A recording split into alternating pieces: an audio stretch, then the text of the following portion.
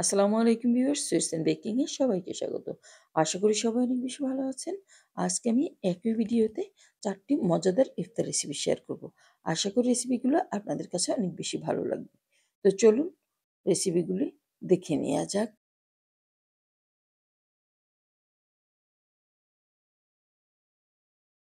আমি এখানে একটা চুলায় প্যান বসিয়ে দিয়ে এতে দিয়ে দিচ্ছি 2 টেবিল চামচ পরিমাণে তেল এবং পেঁয়াজ কুচি দিয়ে ভালোভাবে নেড়ে নরম করে নিতে হবে।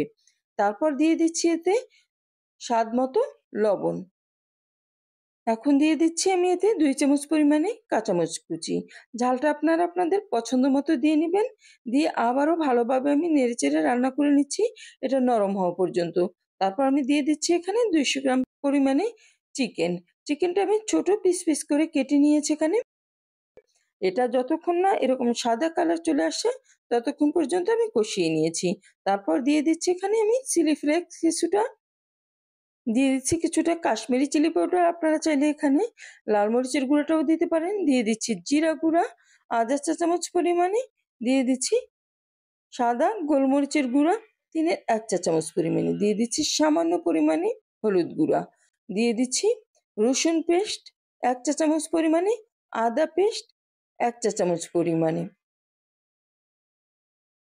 সবকিছু দিয়ে আমি সুন্দরভাবে কষিয়ে নেব, এটা যেন কোনো কাঁচা গন্ধ এতে না থাকে। কষিয়ে আমি এতে 1 কাপ পরিমাণে পানি দিয়ে রান্না করে নিব। আমি ফিরে আসছি এটা রান্না হওয়ার পরে।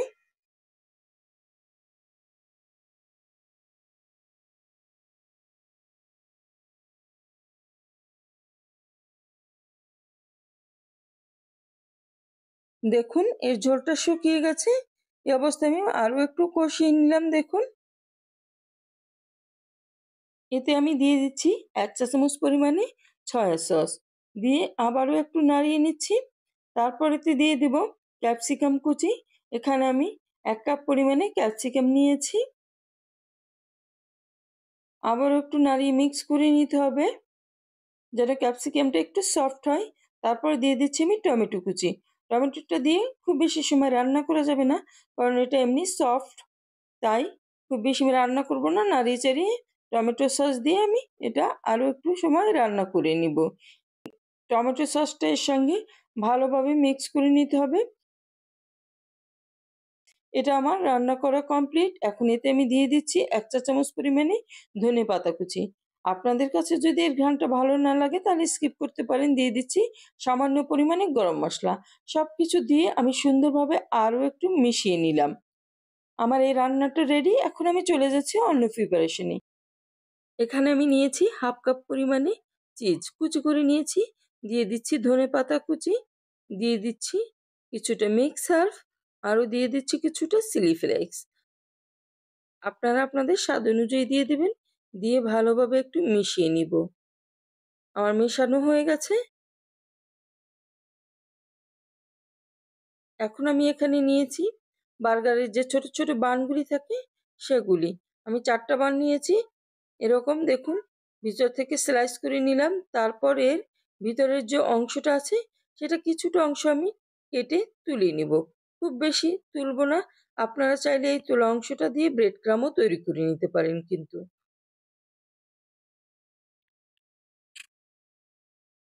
দেখুন এভাবে এটা আমি তুলে নিব। এভাবে সবগুলি আমি তুলে নিব, কারণ এর ভিতরে আমি পুরটা দিয়ে দিব। দেখুন এভাবে করে আমি তুলে নিচ্ছি সবগুলা। সবগুলো আমার তোলা হয়ে গেছে। আমি একটা বেকিং ট্রেতে সবগুলো সুন্দরভাবে সাজিয়ে দিয়েছি।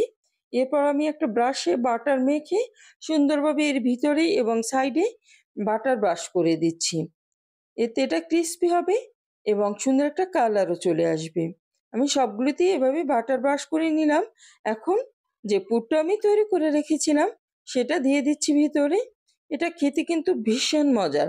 আপনারা বাসায় তৈরি করলেই বুঝতে পারবেন যে আসলে কতটা মজার এই খাবারটা। আমি উপরে কিছুটা এবার দিয়ে দেব যে চিজ রেডি করে রেখেছিলাম সেটা দিয়ে একটু চেপে চেপে আটকে দিতে হবে। আমার একটা তৈরি করা হয়ে গেছে। এভাবে আমি সবগুলোই তৈরি করে নিব। তারপর একটা ইলেকট্রিক ওভেনে আমি 180 ডিগ্রিতে 15 থেকে 20 মিনিটের মতো বেক করে নিব। আর যাদের ওভেন নেই তারা চাইলে চুলায় ওটা বেক করে নিতে পারেন। ফ্রাই প্যানে দিয়ে ঢাকনা দিয়ে 10-15 মিনিট লো হিটে রান্না করে নিলেই হবে। এটা আমার তৈরি করা হয়ে গেছে। দেখুন একটা ছিঁড়েও আমি দেখিয়ে দিব। আশা করি আজকের এই রেসিপিটা আপনাদের কাছে অনেক বেশি ভালো লাগবে। আর ভালো লাগলে বেশি বেশি শেয়ার করে দিবেন ফ্রেন্ডস এবং ফ্যামিলিতে। বাসায় তৈরি করবেন। চিকেন নাগেট তৈরি করব। এটা কিভাবে সহজভাবে বাসায় তৈরি করা যায় সেই রেসিপিটি আমি শেয়ার করব। আশা করি আপনাদের কাছে অনেক বেশি ভালো লাগবে।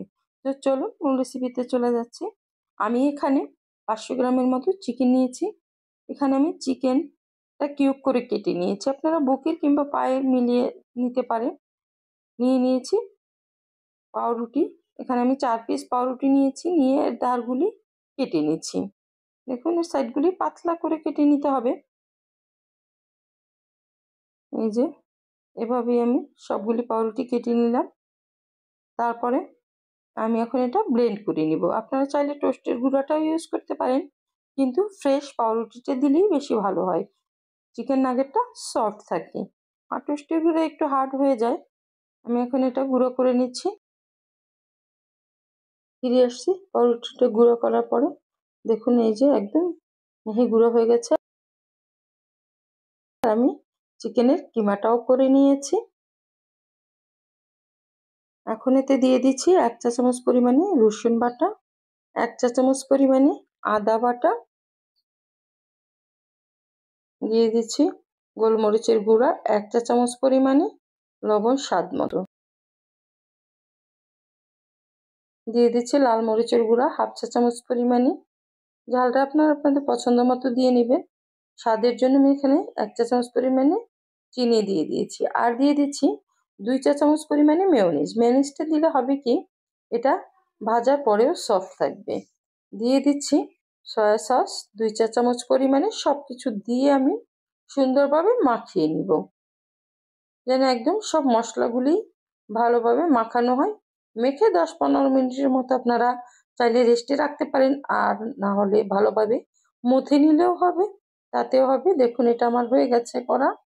আমি একটা স্পেসে কিছু ময়দা ছড়িয়ে নিয়েছি, তার উপরে দিয়ে দিলাম সম্পূর্ণটুকু মিশ্রণ, দিয়ে হাত দিয়ে এভাবে একটু পাতলা করে নিচ্ছি।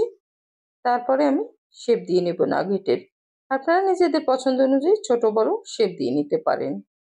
আর এর পুরুত্বটাও আমি দেখিয়ে দেব। দেখুন কিভাবে কেটে নিতে হবে। আর যে কোনো শেপই আপনারা কাটতে পারেন আপনাদের পছন্দ মতো। এই যে এভাবে করে আমি সবগুলোই কেটে নেব। আর এর পুরুত্বটা দেখুন কতটা আছে। আর এর ধারগুলো আমি একটু চাকু দিয়ে এরকম প্লেন করে নিচ্ছি। একটা তৈরি করা হয়ে গেল। আমি সবগুলো এভাবে তৈরি করে নিয়েছি। এখন চলে যাব অন্য প্রসেসে। আমি এখানে একটা ডিম ভালোভাবে ফেটিয়ে নিলাম। আপনারা চাইলে এর সঙ্গে কিছুটা পানি বা দুধ মিলিয়ে নিতে পারেন। দিয়ে দিচ্ছি এখানে ময়দায় কোট করে, তারপরে ডিমের ভিতরে। এরপর আমি ব্রেড ক্রামে কোট করে নিব। আপনারা চাইলে এখানে টোস্টের গুঁড়ায়ও কোট করে নিতে পারেন, তাতেও হবে।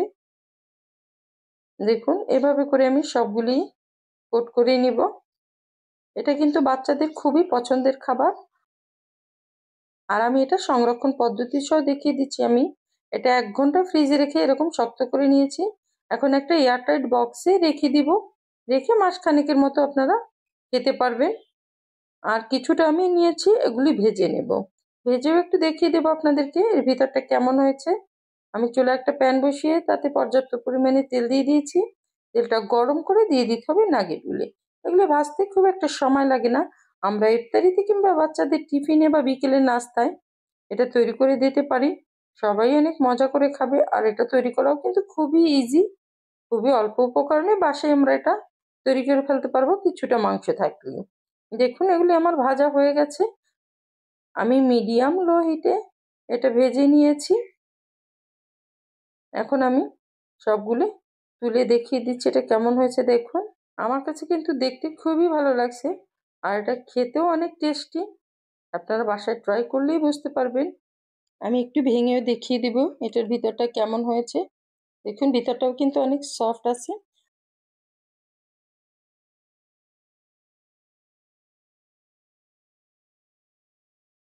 এটা নাম হলো রাশিয়ান কাটলেট। এটা একদম অল্প মাংস দিয়ে অনেকগুলো তৈরি করে ফেলা যায়। তো চলুন মূল রেসিপিতে চলে যাচ্ছি।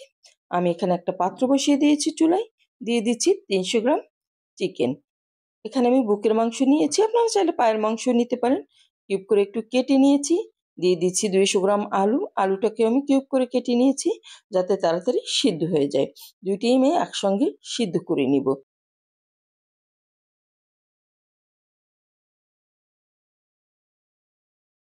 পানি দিয়ে দিচ্ছি আমি, মোটামুটি এটা ডুবে যায় সে পর্যন্তই।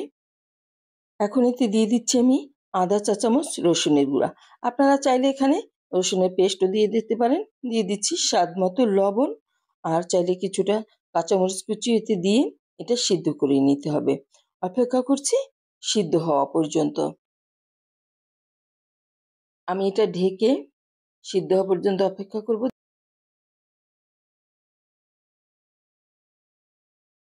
দেখুন এটার মাংসের কালারটাও কিন্তু চেঞ্জ হয়ে গেছে, প্রায় সিদ্ধ হয়ে আসছে।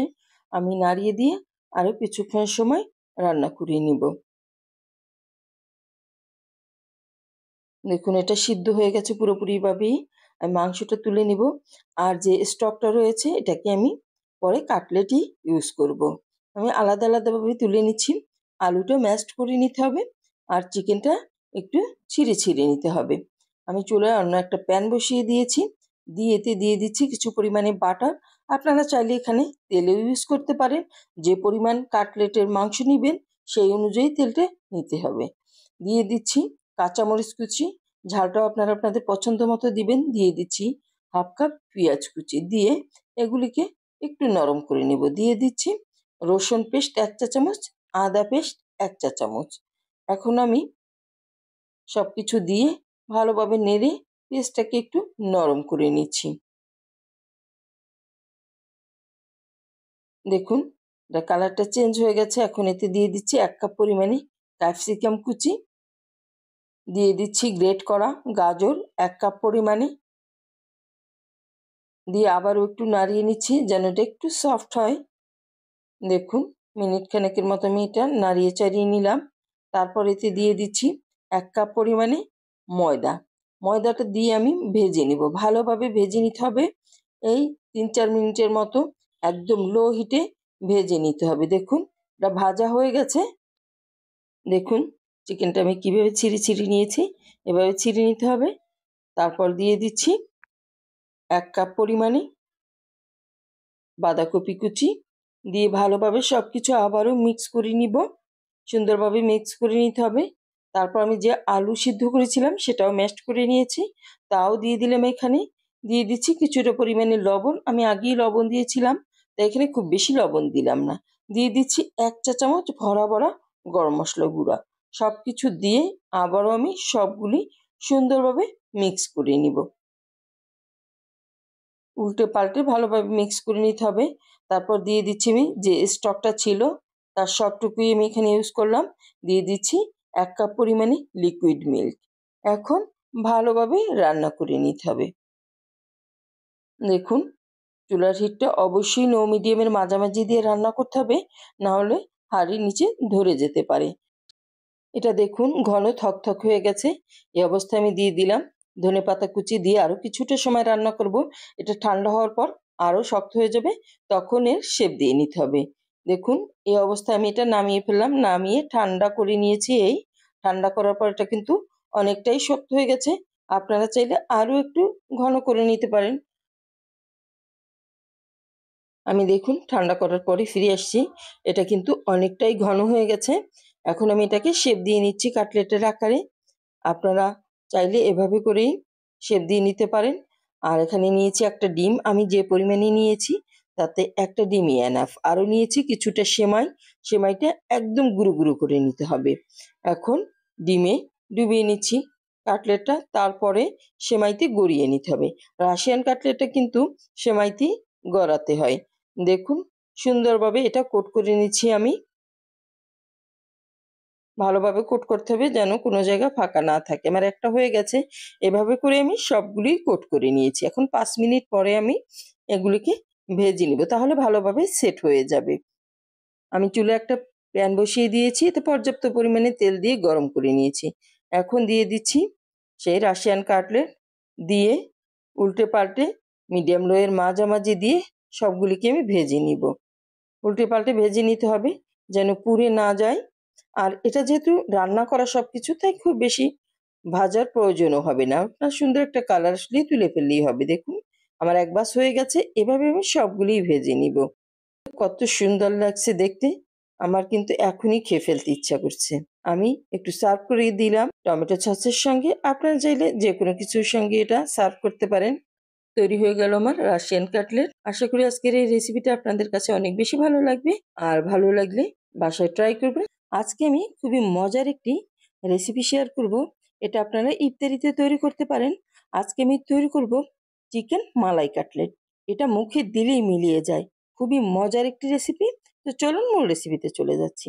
আমি চুলায় একটা প্যান বসিয়ে দিয়ে এতে দিয়ে দিচ্ছি 1 টেবিল চামচ পরিমাণে তেল। দিয়ে দিচ্ছি 2 টেবিল চামচ পরিমাণে পেঁয়াজ কুচি। আমি কাটাকাটির কোনো অংশ দেখাইনি, তাহলে ভিডিওটা অনেক বড় হয়ে যাবে। দিয়ে দিচ্ছি রসুন পেস্ট 1 চা চামচ, আদা পেস্ট 1 চা চামচ। দিয়ে দিচ্ছি স্বাদ মতো লবণ। সবকিছু দিয়ে আমি এটা এখন একটু কষিয়ে নিচ্ছি যেন এ থেকে কাঁচা কোনো গন্ধ না আসে। সুন্দরভাবে একটু কষিয়ে নিবেন। তারপরে দিয়ে দিচ্ছি আমি চিকেন। এখানে আমি 1 কাপ চিকেন নিয়েছি। চিকেনটা ছোট ছোট টুকরো করে কিউব আকারে কেটে নিয়েছি। দেখুন এই যে, দেখুন আমি একটু কষিয়ে নিয়েছি, এর কালারটা চেঞ্জ হয়ে গেছে। এখন এতে আমি দিয়ে দিচ্ছি গুঁড়ো মশলাগুলো। দিয়েছি জিরা গুঁড়া, ধনে গুঁড়া, আরও দিয়ে দিচ্ছি গরম মশলা গুঁড়া, আর দিয়ে দিচ্ছি গোলমরিচের গুঁড়া। সবকিছু দিয়ে আমি সুন্দর মতো আবারও একটু কষিয়ে নিব। দেখুন আমি কষিয়ে নিচ্ছি।